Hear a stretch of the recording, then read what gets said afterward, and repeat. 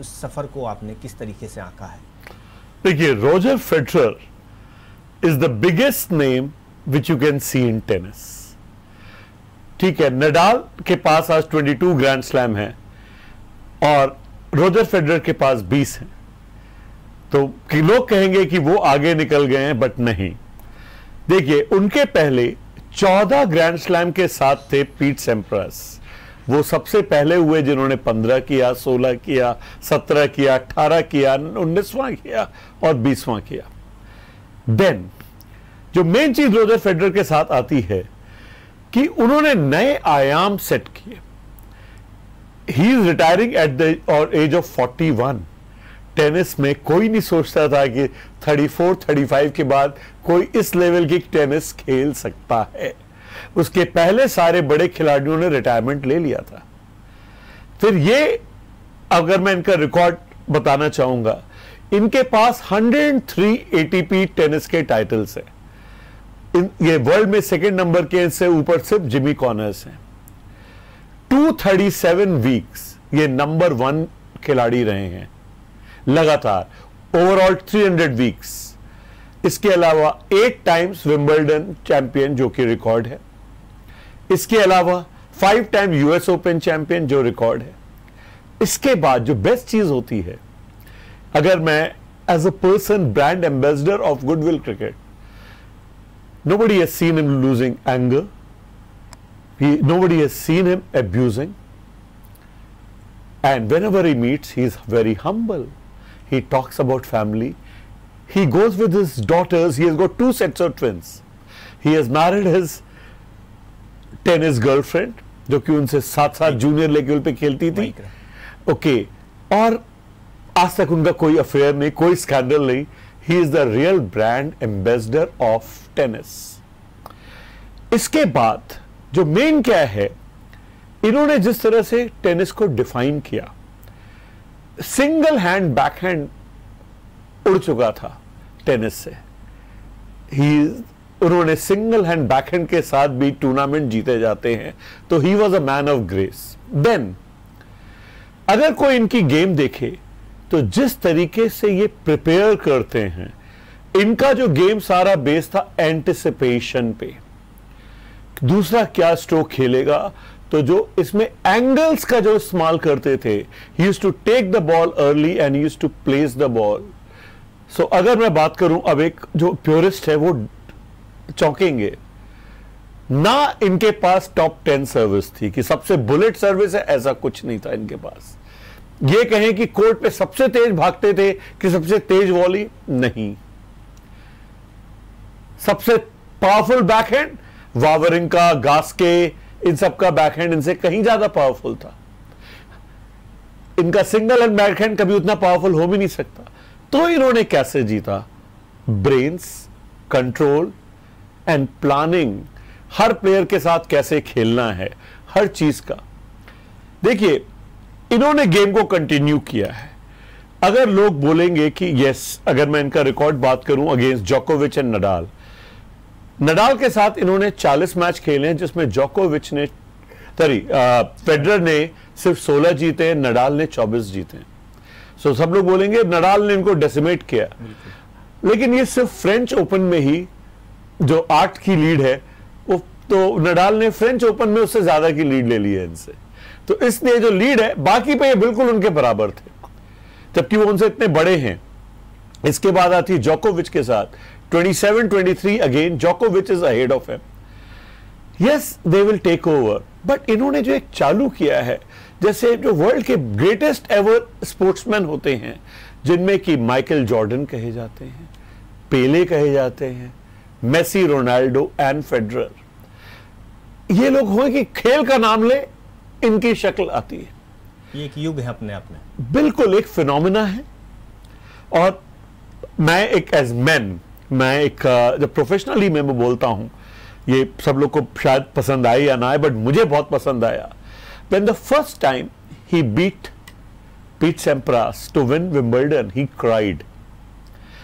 Men can cry too. Men should show emotions too. He cried so many occasion and he was the world champion. जो कहा जाता था मैचेज्मो, main don't cry, इन्होंने पूरा फंडा बदल दिया। Man are human being. अभी भी इन्होंने लास्ट में भी भावुक नजर आए हैं और आंसू उनकी आंखों पे जाहिर हुए। इनफैक्ट देखिए वो नडाल के साथ खेले, डबल्स खेले और हारे भी, कोई बात नहीं। वो उनका game at the age of 41 years उन्होंने जो स्टैंडर्ड सेट किए हैं, नडाल जोकोविच कहते हैं कि हमने इनसे इंस्पिरेशन लेके कि हमारा कैरियर भी इतना लंबा चल सकता है, हमने इनसे इंस्पायर लिया। क्रिकेट में जब राइवलरी होती है लोग आपस में एक दूसरे की शक्ल नहीं देखते हैं। यहां नडाल का जब एकेडमी उन्होंने खेली थी, फेडरर आए थे उसको ओपन करने के लिए, he was the chief guest. तो जिस तरह की जो कमरेडरी है, जिस तरह का है, शायद हिंदुस्तानी मीडिया में इतनी बात नहीं होती है। I am very thankful to JMD कि उन्होंने मुझे बुलाते हैं, जो कि मैं स्टारडम से दूर मैं फैक्चुअल बात करता हूं कि ये जो चीजें हैं ये शायद हमारे लोगों तक नहीं पहुंचती। खेल को खेल भावना से देखना बहुत जरूरी है। बिल्कुल।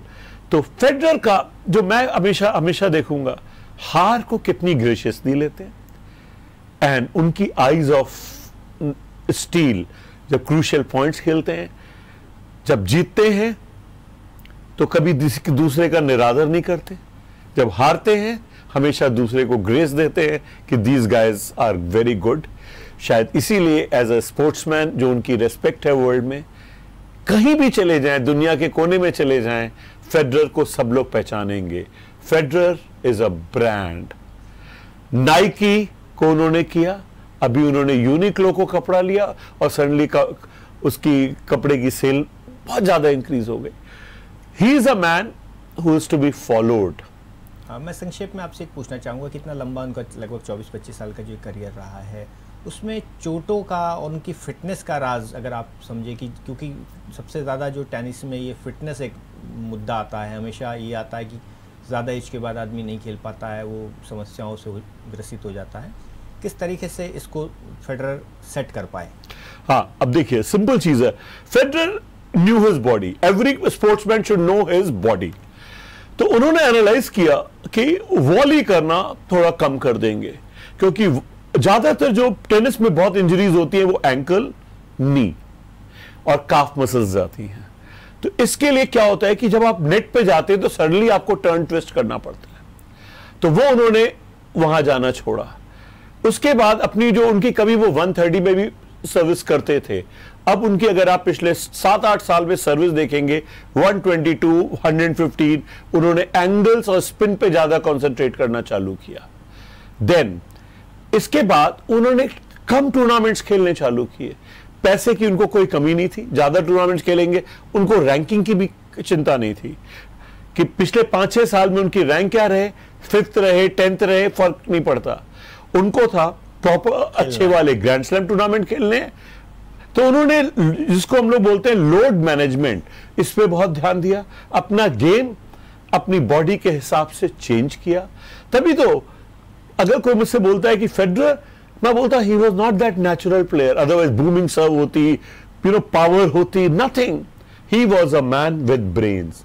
ही यूज्ड टू अप्लाई कि उसको क्या करना है, क्या चीज उनके लिए सूट करती थी। He did everything with planning and execution. So he is to be respected, and in fact I will say we got to bow down to him. जोकोविच, नडाल, अगासी, पीट सैम्प्रास, इनके साथ खेलना रोजर फेडरर का एक दौर रहा है और हमेशा याद किया जाएगा। मैं अब बात करना चाहूँगा महिला क्रिकेट की, जिसमें कि झूलन गोस्वामी का संन्यास का जिक्र आ रहा है। झूलन ने आज उनका आखिरी मैच खेला जा रहा है, वो आखिरी मैच खेलेंगी। झूलन एक बड़ा नाम रहा है महिला क्रिकेट में, भारतीय महिला क्रिकेट में और विश्व महिला क्रिकेट में। मैं आपसे नीरज जी जानना चाहूँगा कि झूलन का संन्यास भारतीय क्रिकेट पर किस तरीके का प्रभाव डालेगा और किस तरीके का उनका जो खेल था उस पर थोड़ा सा आप प्रकाश डालिए। झूलन से मैं बहुत इंस्पायर्ड रहा हूँ। आई एम इम्प्रेस्ड बाय हर।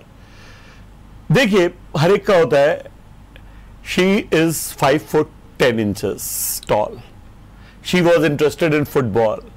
वो कैलकाटा से बहुत दूर रहती थी, but she was a good footballer.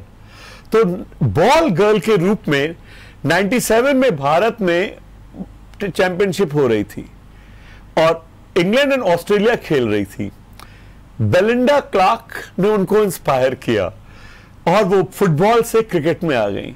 अब जो वो चटगा जगह है वहां पर कोई क्रिकेट की सुविधा नहीं होती थी, ये लोअर मिडिल क्लास फैमिली की थी, वहां से रोज आना। आपको कलकत्ता के आसपास सबब पता है किस तरह से लोग आते हैं। कलकत्ता में आके प्रैक्टिस की एंड पहली बार भारतीय महिला में क्रिकेट में लोग बात करते हैं डायना जल्दी, शांता रंगास्वामी, उनके टाइम में भारत जीतता नहीं था, बिल्कुल सिर्फ उनके कुछ रन्स बन जाते थे, हमेशा भारत हारता था। सडनली इंडियन महिलाओं को सब लोग वीकलिंग समझते थे और इन्होंने आके 120 की स्पीड पे बॉलिंग की। She is the fastest bowler till date for India. अपने टाइम में ये और ऑस्ट्रेलियन बॉलर थी जिटपैक, तो इन दोनों का अभी भी सिर्फ 2-3 महिलाएं हैं जो 120 के ऊपर फेंकती हैं। आज भी ये 111, 115 पे फेंक रही हैं और जो भारत की पूजा वस्त्राकर और रेणुका हैं वो इतनी तेज नहीं फेंकती हैं। When she is 1982, she is going to be 39 years old and still she is bowling at that pace जिसपे भारत की जो नेक्स्ट जनरेशन है वो तेज गेंदबाजी नहीं कर पा रही है। बिल्कुल।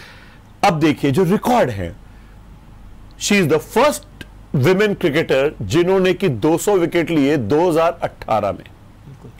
और अभी अभी इस वर्ल्ड कप में ओडीआई में मैं बात कर रहा हूं क्योंकि महिलाओं में टेस्ट होते ही नहीं है, तो इन्होंने 250 का आंकड़ा पूरा किया। तो world record for so long कि आप 150 विकेट से ऊपर 250 विकेट तक आप लोन हैं। तो जैसे कभी क्रिकेट में मुरलीधरन है कि इतने समय तक रिकॉर्ड रहा, इनका रिकॉर्ड लग भी नहीं रहा है कि ओडीआई में कोई इतने विकेट ले पाएगा। एक महिला इतने समय तक फिट रहे और वर्ल्ड रिकॉर्ड है 196 इनके नाम, सबसे हाईएस्ट। हाँ, बिल्कुल। और अब इसके बाद जो है बट टोटल ओडीआई में मिला के उन्होंने 250 क्रॉस किया था अभी उसमें। इंटरनेशनल 350 सब मिला लेते हैं अंतरराष्ट्रीय तो हाँ, 350 को छू रहा है आंकड़ा। हाँ, और देखिए टेस्ट मैच इन्होंने बहुत सिर्फ 8 खेले हैं, बट तब भी उसके अलावा मैं बात करूंगा ओडीआई में इन्होंने 1283 रन भी बनाए जी। हरफन मौला खिलाड़ी हैं। हाँ, तो she could bat, she had ट्रेमेंडस defence. और अभी भी जो भारत की सीरीज चल रही है, पहले में देखिए सबसे इकोनॉमिकल बॉलर यही थी। बिल्कुल। जब आपको ब्रेक थ्रू चाहिए था, इनकी बॉल जो थी आउट स्विंग भी थी, इन स्विंग भी थी। अगर आप किसी से भी बात करें, जो अभी पहले शिखा थी, वो बोलती थी हम इनको देख के बॉलिंग करने के लिए आए। रेणुका इनको देख के बॉलिंग करने आई। पूजा वस्त्राकर, विमेन की जो पूरी जनरेशन है जिसने पेस बॉलिंग ली है वो इन्हीं के थ्रू आया। इसके पहले भारत की बॉलिंग चालू होती थी, डियाना उजल जी नई बॉल से, जब मैं यंग था तो मैं उनको देखता था नई बॉल से। शांता रंगोस्वामी जो मेन कैप्टन थी वो आके 100 की स्पीड पे बॉलिंग करके अपने आप को पेस, क्योंकि कोई था ही नहीं उनके पास बॉलर, तो she was a batter but still she used to come in bowl. She change the horizon because of her. India started thinking कि दैट कैन विन। ये और मिथाली राज की जोड़ी is responsible for India's rise in women cricket. Jhulan भी कप्तान रही, मिताली राज भी कप्तान रही, तो आपको किस तरीके का अंतर नजर आता है दोनों की कप्तानी में?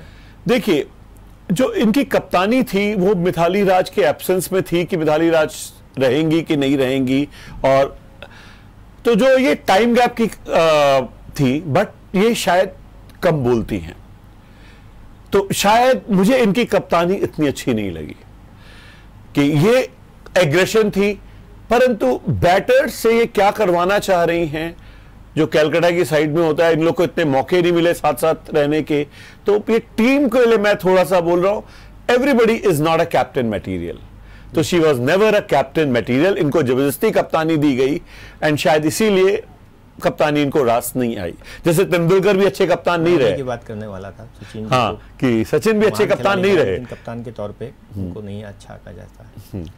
इसके अलावा झूलन का जो मेन आपको देखना चाहिए कि मोटिवेशन नई जनरेशन के लिए, हाँ, वो आज क्यों खेल रही हैं, उनका एक मोटिवेशन था जो आज भी रिग्रेट है, बिल्कुल, कि उन्होंने कोई वर्ल्ड चैंपियनशिप भारत को ओडीआई की नहीं जिताई। ये अफसोस है उनको, ये अफसोस है, उन्होंने इसीलिए खेला था। और अभी भी जाते जाते ये पहली बार हुआ है कि भारत इंग्लैंड में जाके ओडीआई की सीरीज इंग्लैंड से जीत रहा है। एक बड़ा अचीवमेंट है, ये बहुत बड़ा अचीवमेंट है, क्योंकि वहां पे बॉल मूव करती है। इंग्लैंड और ऑस्ट्रेलिया एक थोड़ी कट अबव रेस्ट है। भारत ने सब कॉन्टिनेंट पिचेस पे तो उनसे जीतना चालू कर दिया था, परंतु अभी इंग्लैंड में हराना और ऑस्ट्रेलिया को ऑस्ट्रेलिया में हराना, मैन की टीम ने अभी चालू किया है ऑस्ट्रेलिया को ऑस्ट्रेलिया में हराना, तो शायद इनसे कॉन्फिडेंस आएगा। ठीक है, तो मेरे ख्याल से झूलन। बट यहां पे मैं भी कहना चाहूंगा थोड़ा विमेन क्रिकेट, कि विमेन क्रिकेट में भी आईपीएल होना चाहिए और थोड़े टीम्स आ रही हैं। विमेन क्रिकेट को लोग देखने के लिए नहीं जाते, ये एक प्रॉब्लम है। विमेन ने जितना अच्छा किया है, जितने कम समय में किया है, अगर मैं किसी से पूछूं 11 प्लेयर्स बता दें, शायद ही बहुत कम लोग बता पाएंगे। और लड़कियों को मैं बोलता हूं, महिला वर्ग, उनको तो और आगे आना चाहिए कि महिला क्रिकेट क्या कर रही है। महिलाओं को महिला क्रिकेट से बिल्कुल कोई नाता नहीं होता। नीरज जी, आपने बड़ा अच्छा ये सवाल छेड़ा है। मैं आपसे ये जानना चाहूंगा कि ऐसा क्यों है कि हमारे और आपके घर में महिलाएं जो हैं, हमारी घर की बेटियां हैं, बहनें, वो महिला क्रिकेट की तरफ आकर्षित नजर नहीं आती हैं, ना वो खुद खेलना चाहती हैं, ना वो उस खेल को देखती हैं। ऐसा क्यों है? वो पुरुष के ही क्रिकेट पर हमेशा नजरें बनाए रखती हैं कि कोहली क्या कर रहे हैं या रोहित क्या कर रहे हैं या हार्दिक क्या कर रहे हैं, वो महिला क्रिकेट की तरफ कम आकर्षित होती हैं। इसकी क्या वजह है? देखिए, एक मैं उदाहरण दूंगा, मुझे देना नहीं चाहिए, बट भारत में इको की लीजेंड्स कब क्यों हो पाता है? भारत में स्टार कल्चर, लोग क्रिकेट देखने नहीं आते, स्टार्स को देखने आते। क्रिकेट का वो विश्लेषण नहीं करेंगे। देखिए, अखबार की हेडलाइन थी, सचिन ने छक्का मारा, आगे बढ़ के लीजेंड्स। तो भारत में क्योंकि अभी विमेन में स्टार नहीं, झूलन जहां जाएंगी वहां पे होगा, क्योंकि झूलन स्टार है। बट झूलन के रिकॉर्ड्स किसी को नहीं पता होंगे कि उन्होंने 1283 रन भी बनाए। तो भारत में स्टार की पूजा। तो ये देखिए, क्योंकि नॉर्मली भारत में खेलों की सुविधा नहीं है, ग्राउंड नहीं है, तो लोग खेलते नहीं, तो खेल से अपने आप को एसोसिएट करते हैं थ्रू स्टार कल्चर। तो इसलिए अभी थोड़ी सी कमी है। अगर मैं भी बोलूं कि मैंने कब विमेन का मैच लाइव देखा, नहीं देख पाए, मुझे सोचना पड़ता है। मेन का कितनी बार देखा है, मेन का वर्ल्ड कप में लंदन भी गया था देखने, आईपीएल होता है मैं हर जगह जाता हूं। विमेन का मैच देखने में इस तरह से कब गया? क्या मैं अभी वर्ल्ड कप हुआ था, क्या मैं ऑस्ट्रेलिया गया? नहीं गया। तो अभी थोड़ा सा हम लोग को प्राइम टाइम पे इसको और लाना पड़ेगा। जैसे हम लोग आज बात कर रहे हैं, झूलन के बारे में लोगों को पता चला होगा कि फ्रॉम लोअर, ऐसी छोटी जगह, तहसील, मतलब उन्नाव से भी छोटी जगह से कोई लड़की क्रिकेट रोज इतनी दूर आए, मतलब कोई इसके इंस्पिरेशन ले। और देखिए, ये धीरे धीरे ही होगा। इसके लिए हम लोग इसमें सिंपल जो मुझे बीसीसीआई अच्छा लगता है कि अभी वो 3 टीमों की एक छोटी सी आईपीएल भी आईपीएल के साथ करता है। तो शाम को ये मैच होता है, तो अब बट मुझे लग रहा है कि अब भारत के लोग भी आ सकते हैं। आईपीएल से इतनी अर्निंग होती है कि वर्ल्ड के लोग भी आ सकते हैं और 5-6 टीम का आराम से एक छोटा सा मैच बनाया जा सकता है। और टीवी पे प्रसारण आजकल बहुत आसान चीज़ है, और आप जैसा चैनल भी बाकी सब दिखाएगा, तो धीरे धीरे लोगों को इनके बारे में पता चलेगा। अभी 15-20 साल देखिए, 15-20 साल के बाद भारत की महिलाएं भी इसको जानेंगी। बिल्कुल, हमें उम्मीद है कि जैसा आप कह रहे हैं कि जल्दी महिला क्रिकेट भी पुरुष क्रिकेटों की तरह जाना जाएगा, और जो बाकी 11 खिलाड़ी हैं उनके नाम भी जरूर लोग जानेंगे, जो कि अभी नहीं संभव है। अच्छा, अभी मैं थोड़ा सा और बताना चाहूंगा कि आपको थोड़ा सा टोकता हूं कि बीच में ब्रेक का समय हो रहा है, और ब्रेक के बाद हम क्रिकेट पर आएंगे और बाकी क्रिकेट पर बात करेंगे। तो फिलहाल इजाज़त ब्रेक के लिए। ब्रेक के बाद आपका फिर स्वागत है हमारे इस खेल के ख़ास प्रोग्राम में। हम बात कर रहे हैं खेल पर, और अब हमारे साथ मौजूद हैं नीरज प्रसाद जी, जो खेल विशेषज्ञ हैं। नीरज जी, अब हम बात करेंगे जो एशिया कप भी हुआ, उसके बाद अब जो भारत की ऑस्ट्रेलिया के साथ सीरीज़ चल रही है, इसमें जो खेल क्रिकेट आ रहा है सामने, देखने को मिल रहा है क्रिकेट किस तरीके का क्रिकेट है। 2 मैच हो गए सीरीज़ में ऑस्ट्रेलिया के साथ, 1-1 से बराबरी पर है, और तीसरा मैच अभी होना है। तो ये जो 2 मैच हुए और प्लस पीछे एशिया कप का जो रहा, उसमें कुछ आपको लग रहा है कि क्या परिवर्तन आया है इन 2 मैचों में सीरीज़ में? और किस तरीके का मैच है और क्या सुधार की आवश्यकता है? देखिए, जो आपने किए हैं प्रश्न वो अलग अलग क्षेत्र के जी। मैं जो हूं बहुत ध्यान देता हूं कि किस तरह की पिच है, किस तरह का अपोजिशन है। तो अगर पहला मैच देखिए तो पहली मैच की जो मोहाली की पिच थी बिल्कुल फ्लैट थी जी। फ्लैट पिच पे कौन बॉलर सक्सेसफुल होता है ये ध्यान देना था। तो और ऑस्ट्रेलिया ने पूरा जो मैच जीता क्योंकि उन्होंने कैमरून ग्रीन जो लाइन पे आते हैं मार देते हैं। तो कैमरून ग्रीन जैसे प्लेयर को खिलाना है तो आपको एंगुलर बॉल करनी पड़ेगी, क्योंकि आप यू एंगल करेंगे, बाहर जाएगी, कहीं ना कहीं एज लेगा, मिस टाइम हो जाएगा, जो कि हार्दिक पांड्या के साथ ऑस्ट्रेलियंस कर रहे हैं कि मिस टाइम हो जा रहा है, एज लग रहा है, कैच जा रहा है। तो मेरे ख्याल से इट वाज भारत की जो हार थी वो टोटल फेलियर थी बॉलर के इंप्लीमेंटेशन पे। जब फ्लैट पिच है, अब हम लोग भुवनेश्वर की बात करते हैं। भुवनेश्वर जो है कभी यॉर्कर नहीं फेंकते, और अगर मूवमेंट नहीं है तो हमेशा वो शॉर्ट ऑफ लेंथ गेंद फेंकते हैं या गुड लेंथ फेंकते हैं। तो कोई भी प्लेयर है वो खड़ा हो गया, अब तो मुझे यूं मारना है। इसीलिए अपने सेकंड स्पेल में भुवनेश्वर सक्सेसफुल नहीं होते, क्योंकि बॉल मूवमेंट नहीं होती। ये तो अगर भुवनेश्वर से बॉलिंग करानी पहले 10 ओवर में खत्म करा दीजिए, थोड़ा बहुत मूवमेंट होता है उसमें भुवनेश्वर अपना काम कर जाएंगे। इसके बाद जो नेक्स्ट था मैथ्यू वेड। मैथ्यू वेड का पुल और कट बहुत अच्छा है, तो उनको हमेशा बॉल कैसी करनी चाहिए, यॉर्कर आगे, क्योंकि उनकी ड्राइविंग उतनी अच्छी नहीं है। ठीक है, अगर सबको याद होगा किस तरह से उन्होंने शाहीन अफरीदी को बॉल ठाक उड़ा के छक्के लगाए थे और ऑस्ट्रेलिया को विजय दिलाई थी जो वर्ल्ड T20 में। बिल्कुल। अगर हम लोग उस चीज को एग्जीक्यूट नहीं करेंगे तो प्रॉब्लम तो होगी। देन अब तो मेरे ख्याल से 200 का जो स्कोर था बिल्कुल डिफेंड होना चाहिए था। बिल्कुल। अब आते हैं हमारे बॉलर्स। चहल, अक्षर Patel is a lovely bowler. अगर सबको मेरा एशिया कप याद हो, मैंने कहा था I am missing him, because अगर मेरे वर्ल्ड कप की भी टीम में होने चाहिए बिश्नोई और अक्षर पटेल। मैं रीजन बाद में बताऊंगा। तो अभी देखिए, अक्षर पटेल की जो बॉलिंग थी उससे सीख लेनी चाहिए थी, जो कि चहल ने सेकेंड वनडे में किया। He has to go for fastest spin, क्योंकि अदरवाइज फिंच आगे बढ़ जाते हैं। ठीक है, उसके बाद जो उनके प्लेयर्स हैं वो आगे बढ़ते हैं, सो देयरफॉर जो उनकी फ्लाइटेड गेंद है उनको मार सकते हैं। तो जब प्लेयर्स हैं जिनको आगे बढ़ने की कैपेसिटी है, you got to contain them कि वो अपनी क्रीज पे रहें, इसलिए आपको फास्टेस्ट बॉल करनी पड़ेगी। तो चहल में ये एडेप्टेशन नहीं आ रही है। उमेश यादव को टीम में लेना मुझे समझ ही में नहीं आया था, क्योंकि वो इतने समय से नहीं खेल रहे हैं। Umesh Yadav takes wicket because he moves the ball. Mohali में बॉल मूव नहीं कर रही है तो वहां पे उनको लेने का कोई पर्पस नहीं है। अब अगर मैं उनको हैदराबाद में बोलूं ले ले, होना चाहिए। सेकेंड वनडे बिल्कुल ठीक खेला। अब अगर किसी को याद हो जो मैंने एशिया कप के दौरान बोला था, अब जो नई स्ट्रेटजी जो उभर के आ रही है रोहित शर्मा की, वो आ रही है श्रीलंका की स्ट्रेटजी से, जो मैंने बात की थी कि श्रीलंका ने इस्तेमाल किए अपने पास 5 हिटर।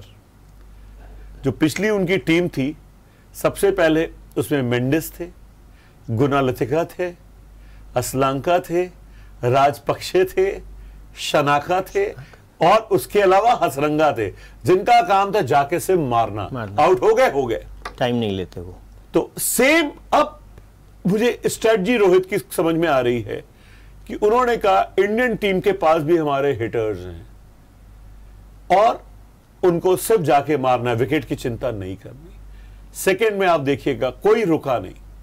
भारत के पास अगर देखें, रोहित शर्मा सबसे ज्यादा छक्के मारने वाले गुप्तिल को किया है, बट गुप्तिल ने 117 मैच में किए हैं, इन्होंने 130 मैच लिए हैं, तो पर मैच स्ट्राइक रेट अभी भी गुप्तिल की रोहित शर्मा से ज्यादा है, बेहतर है। उसके अलावा फ्लैट पिच पे हमारे दूसरे राहुल कैन हिट, बट जहां बॉल मूव करती है वहां पे राहुल आउट हो जाएंगे जी, बट वो भी मारते हैं।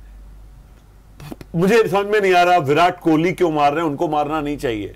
और दोनों मैच में क्योंकि कम स्कोर किया क्योंकि वो मार रहे हैं। शुरू में उनको शीट एंकर की तरह, जिस तरह से उन्होंने अफगानिस्तान के साथ सेंचुरी बनाई थी, वो वाला रोल उनका होना चाहिए। इसीलिए ऑस्ट्रेलिया ने अपनी टीम में स्टीव स्मिथ को लाए हैं कि अगर कुछ गड़बड़ होए तो वो शीट एंकर एक होना चाहिए, बिल्कुल सही, बाकी सबको मारना है। बिल्कुल। उसके बाद आप देखिए स्काई सूर्य कुमार यादव मारेंगे, हार्दिक पांड्या मारेंगे। अगर आप देखिए पिछले मैच में तो दिनेश कार्तिक और ऋषभ पंत सबको कि कोई रुकना नहीं है। अक्षर पटेल कैन हिट सिक्सेस, बिल्कुल। सो देयरफॉर भारत का होना चाहिए attack attack attack, that is the strategy. और इस स्ट्रेटजी के साथ जो श्रीलंका का था, give us anything we'll chase, तो जो उन्होंने एशिया कप में किया था, every time they decided to chase. तो यहां पर सीधा फंडा है कि तीसरा मैच अब हैदराबाद में है। अब मैं बोल रहा हूं, देखिएगा आईपीएल में 64 मैचेस में 37 टीम बैटिंग फर्स्ट जीती है, only 27 second, but India should bat second क्योंकि दे कैन चेज बेटर। बिल्कुल। दूसरी चीज ये है, एक ही वहां पर T20 हुआ है जिसमें इंटरनेशनल, जिसमें 200 प्लस बने हैं, परंतु मुझे नहीं लगता कि वो ग्राउंड ऐसा है कि जहां पे ज्यादा बनेंगे। क्यों? वहां की पिच टफ बनाई गई है क्योंकि वो ग्राउंड छोटा है। तो अगर वहां पर हम लोग, जैसे शारजा में रन बनाना मुश्किल होता है बिकॉज ग्राउंड छोटा होता है। तो इसी तरह से कि वो जो स्टेडियम है राजीव गांधी स्टेडियम, तो वो थोड़ा सा इस तरह से है कि थोड़ा सा बॉल रुक के आती है। अब हमारे बात है कि मुझे लगता है कि इस टाइम ऑस्ट्रेलिया की बैटिंग कमजोर है। अब अगर आप देखिए उनके पास जेन्युइन ओपनर ग्रीन है, ग्रीन के पास ड्राइव है और ये है, ग्रीन के पास ये नहीं और वो ये नहीं मार सकते हैं। सो देयरफॉर बॉल उनके ऑफ स्टंप के बाहर दूर रखी जाए, एंगल पे बॉल की जाए, he can not hit you for 4 और 6। बट जरा सी उसके बॉडी पे आई कट, जो सूर्य कुमार यादव वाला फंडा है, बॉडी पे आई सॉरी दिनेश कार्तिक वाली, वो उड़ा देंगे। अब देखिए जो हमारे बॉलर्स हैं, वर्ल्ड में रशीद खान ने क्यों सक्सेसफुल हुए हैं T20 में? क्योंकि वो तेज बॉल करते हैं, पुश करते हैं और बिल्कुल 3 स्टंप के बीच में रखते हैं। हमारे अक्षर Patel is a wonderful bowler, और जो लोग यूं खेलते हैं या निकालते हैं, फिंच आ जाए, मैक्सवेल आ जाए, खट से गेट अक्षर Patel, he will get them out, क्योंकि उनकी एक बॉल सीधी रहती है, एक बॉल आर्म से अंदर आ जाती है। अक्षर पटेल को मारना तभी होता है क्योंकि वो जर्क देते हैं, तो कई बार उनकी बॉल लाइन से बाहर हो जाती है, उसको फिर आदमी तुरंत स्पीड से मार सकता है। सो बात यह है कि भारत का जो बॉलिंग अटैक इस टाइम होना चाहिए कायदे से, विश्नोई भी इसी तरह के बॉलर हैं जो पुल थ्रू करते हैं। अफगानिस्तान के मुजीब को मारना कितना मुश्किल है। वर्ल्ड में पहले अफरीदी फास्ट स्पिन के तौर पे माने जाते थे, या अपने अश्विन हैं, तो ये क्या एक स्पिन में फास्ट कुछ खूबी मानी जा सकती है विकेट लेने के लिए? देखिए फास्ट में अगर बॉल स्पिन करके बाहर निकलेगी तो आपको रूम मिल जाएगा, अफरीदी में रूम मिल जाता था। ठीक है, इनमें बॉल सिर्फ 3 इंच 4 इंच होती है, जो कि आपको एज देने के लिए या बैट एंड पैड के गैप के लिए, ज्यादा टर्न नहीं कराना है। बिल्कुल पॉइंट। तो ये नई टाइप की 100 पे फेंकने वाली गेंद जो चालू हुई है जी, ये बहुत अच्छी गेंदे हैं, और इसीलिए आपने जो प्रश्न किया था कि हम जडेजा को मिस करेंगे जी, यस मिस करेंगे, क्योंकि इस तरह की फास्टेस्ट स्पिन जडेजा को फिर मारना मुश्किल होता है। बट मेनली क्या है, जब जडेजा बहुत तेज करते थे उनकी बॉल घूमती नहीं थी, सीधी सीधी रहती थी। दैट वाज द प्रॉब्लम, इसलिए कई बार आदमी उनको थोड़ा लपेट देता था। बट अक्षर की थोड़ी सी घूमती है, विश्नोई की जो गुगली होती है वो घूमती है, मेन उनकी गेंद नहीं घूमती है, मेन उनकी जो लेग स्पिन है वो 2-3 इंच से ज्यादा नहीं घूमती, पर उनकी गुगली घूम जाती है, जिसके कारण कई बार वो वाइड दे देते हैं। जब अगर राइट आर्म होता है तो वो गुगली वहीं पे करते हैं, हाँ वो बाहर हो जाती है क्योंकि वो ऑप्शन हो जाती है। तो देखिए भारत का वर्ल्ड कप में बट उन्होंने रखा नहीं है। चहल को मारना आसान है, ग्राउंड छोटा है, पुश करते हैं, और मुझे लगता है कि वो बॉल आप फ्लाइट उतनी नहीं करेंगे, क्योंकि ऑस्ट्रेलिया की जो बैटिंग है, मैक्सवेल से आप हर एक कोई डरता है, फिंच से कोई हर एक कोई डरता है। फिंच फॉर्म में नहीं है, बट भारत के साथ वो फॉर्म में आ रहे हैं। पिछले मैच में भी उन्होंने अच्छा किया है। ग्रीन इज अ टैलेंट, अगर ऑस्ट्रेलिया उनको रखेगा तो वो बहुत ऊपर तक जाएंगे।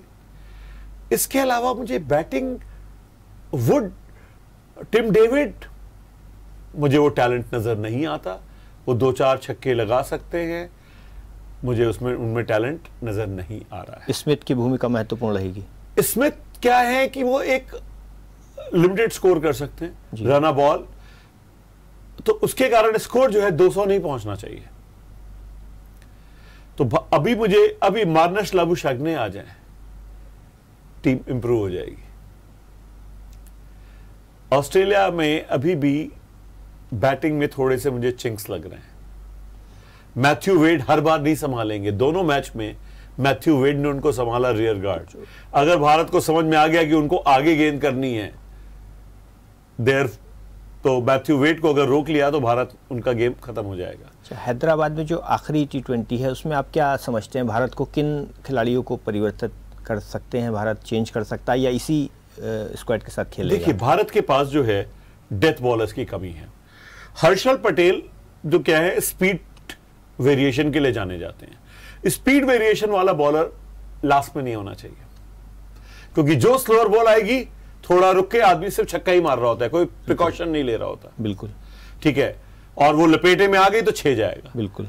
तो बुमराह है, तो आपको कोई पेस बॉलर चाहिए जो कि डेथ पे बॉलिंग कर सके, and that is the problem. या तो हम उमेश यादव को दोबारा लाएं कि उसको बाद में यॉर्कर फेंकनी, because Umesh Yadav can throw yorkers. इसीलिए मुझे सिराज की कमी लग रही है, मुझे शामी की कमी लग रही है, मुझे प्रसिद्ध कृष्णा की कमी लग रही है। तो मेरे ख्याल से जो परिवर्तन करना क्या होगा कि डेथ ओवर्स के लिए उनको हार्दिक पांड्या को रोकना पड़ेगा। 1900 ओवर जो समस्या बना हुआ है, Hardik Pandya has to bowl. Hardik Pandya can bowl yorkers. IPL में उन्होंने बहुत कुछ किया है। तो पहली स्ट्रेटजी 17वां 19वां ओवर हार्दिक पांड्या। बिल्कुल।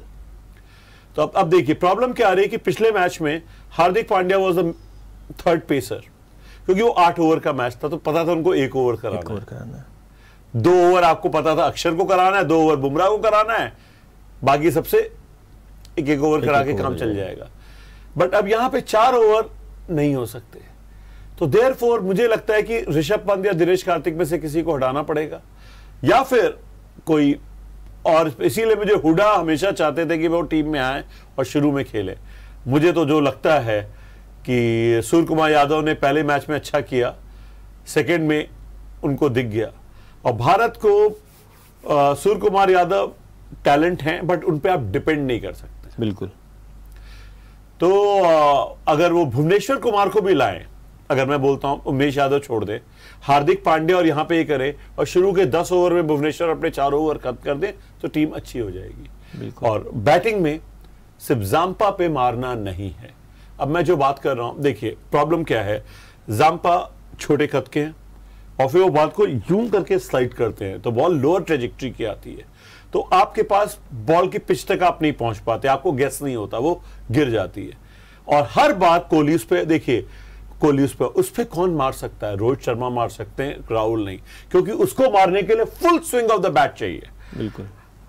राहुल ठक करते हैं, वो बॉल कैच हो जाएगी। कोहली ठक करते हैं, कैच हो जाएंगे। वो हिटमैन ही कर सकते हैं। वो यस, पांड्या मार सकते हैं लंबे। Again Surya Kumar Yadav uses the pace of the ball, टक टक, वो उनको सीधे सीधे आएगी, नहीं मार सकते, नहीं खेल पाएंगे। So therefore Rishabh Pant can be used in the front whenever Zampa is there, because he can scoop it out to the ground. Zampa से सावधान रहने की जरूरत बिल्कुल, बिकॉज हर बार वो विकेट ले रहा है, because I do not know, जिनके पास वो स्ट्रोक नहीं है, उसको लोअर ट्रेजेक्ट्री को मारने के लिए आपको फुल स्विंग वाला चाहिए जिसकी बैट स्पीड अच्छी हो। टाइमिंग वाइमिंग से काम नहीं चलेगा। टाइमिंग से आप बॉल कैच पकड़ लिए जाएंगे, जो हर बार हो रहा है। हर बार राहुल को भी उसने आउट किया, उसने कोहली को दोनों बार आउट किया, और उसने बॉल स्काई यू घुमा रहे थे, मिस हो गई, सीधे एलबी हो गए। So people have to analyse कि you have to bowl according to the player. तो ये चेंजेस अगर उन्होंने करेंगे जैसे मैंने एशिया कप में मैं बहुत डर रहा था, मैंने कहा था सारे मैच क्रैक कर रहे हैं, इसमें मैं कह रहा हूं Bharat is going to win the third, because right now Australian players are not in key. अब उनका एक बॉलर है एलिस। पेस चेंज को पढ़ने के लिए हमारे पास बैट्समैन जो हैं, हार्दिक पांड्या बिल्कुल नहीं है। तो जब पेस चेंज वाले बॉलर्स आते हैं, हार्दिक पांड्या को बैटिंग नहीं करनी चाहिए, क्योंकि उनके पास बैट स्पीड है। केएल राहुल कैन बैट, इसीलिए मैं हमेशा बोलता हूं केएल राहुल को मिडिल ओवर में आना चाहिए, क्योंकि पेस चेंज वाले बॉलर हमेशा मिडिल में करते हैं, क्योंकि वो रिदम को ब्रेक करते हैं। ठीक है, तो देयरफॉर राहुल शुड बैट बीच में, Rishabh Pant should open. Okay, Rishabh Pant with Rohit Sharma should open. 1 down should be Virat Kohli, 2nd down Rahul, 3rd down Pandya या और स्काई, 4th डाउन आपके आगे पांड्या, उसके बाद दिनेश कार्तिक, उसके बाद अक्षर Patel, and if this way you will play you will definitely win. तो वर्ल्ड कप से पहले क्या ये डाउन पर भी चर्चा होना जरूरी है आपकी नजर से? देखिए, मुझे तो बहुत हंसी आ रही है, मैं एक गावस्कर का कमेंट बोल दूं, मैं तो हमेशा मैच के प्रेडिक्ट करता हूं, और किसी ने बोला कि हर्षल पटेल पिटेंगे, ठीक है, और गावस्कर का कमेंट आ गया अभी तो मैच हुआ नहीं, आपने प्रेडिक्ट कैसे कर दिया? मैं तो सारे मैच की प्रेडिक्शन करता हूं और ज्यादातर वही चीजें वही होती है। तो अब देखिए, अगर ये माइंडसेट भारत में क्या है, अभी भी Bharat is people of soft hearted. वहां पे दिनेश कार्तिक की इतनी बड़ी मिस्टेक थी कि उसको समझ ही में नहीं आया था कि आउट है, लेग बिफोर विकेट है, और वो लेग बिफोर विकेट उन्होंने ले लिया होता, ना चाहल को समझ में आया ना उनको समझ में आया। अगर समझ में आ गया होता भारत वो पहला मैच जीत गया होता, विकेट मिल गया होता और वो मैच जीत गया होता, क्योंकि उन्होंने स्कोर किया। बिल्कुल, और दिनेश कार्तिक को डांट भी नहीं पड़ी। इतने साल आपका एक्सपीरियंस है। देन दिनेश कार्तिक के साथ मेरा ये है कि ही इज अ पर्सन, अब वो फ्यूचर नहीं है, फ्यूचर नहीं है। और अगर आप उनको अभी तक फिनिश कराने के लिए नहीं कर पा रहे हो, जब से उनको फिनिशर के लिए लाया गया है, कब फिनिश किया है? पिछला मैच जिसमें कुछ बचा ही नहीं था, 8 रन बचे थे, कोई भी बना सकता था। और दिनेश कार्तिक को मैं बोलता हूं, बॉल हमेशा उनके बॉडी से दूर रहनी चाहिए। उस दिन दोनों बॉलर ने क्या की, ऑस्ट्रेलिया की भी गलती है। मैं बोलता हूं दिनेश कार्तिक को बॉल करना है, दूर करो, स्काई को बॉल करना है, उसकी बॉडी पे करो। तो ऑस्ट्रेलिया भी इतनी एनालिसिस नहीं करता है, शायद उन्होंने 2 गड़बड़ बॉलें की। तो भारत ये को मैच जीतना चाहिए। मेरे ख्याल से थोड़े लोग सॉफ्ट हो जाते हैं, हार्श नहीं लोग होते। हार्दिक पांड्या को पेस चेंज, क्योंकि इस मैच में अगर देखें उन्होंने रन बॉल खेला था, क्योंकि उनको कभी स्लो, कभी हेजलवुड ने बहुत अच्छी बॉलिंग खिलाई थी, slow and fast, and Hardik Pandya did not have a clue. खैर मैंने उनको आईपीएल में भी देखा है कि but what he takes chance and बाद में वो मार लेते हैं। अच्छा, रोहित की कप्तानी पर अगर बात करें तो कैसा आपको अभी तक नजर आया है? देखिए, रोहित की कप्तानी इससे अच्छी होनी चाहिए थी। अगर रोहित की कप्तानी के साथ प्रॉब्लम क्या है, जो मैंने भी बताया, चिंक्स। रोहित शर्मा को, ऋषभ पंत को कहां पे खिलाना है, ओपनर ने ट्राई किया बट ज्यादा ट्राई नहीं किया। अगर वो दिमाग में आ रहा था, ही शुड हैव ट्रस्ट कि I am correct, I am the captain, he should continue playing as an opener. मौके देने होंगे, यस, मौके देने होंगे, एक मैच के साथ नहीं। अक्षर पटेल, अगर रोहित कप्तान है, बेस्ट बॉलर अभी बताइए कौन है हमारा? अक्षर पटेल है। और वो, उसको उन्होंने एशिया कप में खिलाया नहीं था। तो ये रोहित शर्मा की कमी है। बट मेनली मैं तो बोलता हूं कि चूंकि वहां पे द्रविड़ है, द्रविड़ बहुत कंजर्वेटिव है।